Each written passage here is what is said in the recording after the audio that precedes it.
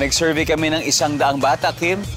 Bukod sa mga tao at batang katulad nyo, ano pang nilikha ni God o ginawa ni God? Kalikasan po. Can you be more specific? Anong klase? Anong meron sa kalikasan? Halaman. Mga halaman. Nandiyan ba mga halaman? Okay?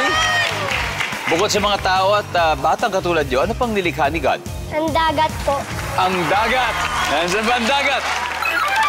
Yes. Oh, tiga Calamba, Laguna. Di ba? May Laguna Lake. Yvonne, bukod sa mga tao at batang tulad nyo, ano pang nilikha o ginawa ni God?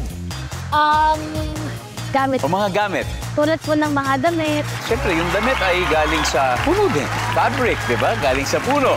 O mga gamit katulad ng damit. Okay. Marcin, bukod sa mga tao at batang tulad nyo, ano pang nilikha o ginawa ni God? Ang ulap po. Ulap. Lang, mga ulap sa likod ninyo. Andiyan ba yung ulap? Wala. Mini Queens, usap-usap na kayo? Kim, kailangan makuha mo to.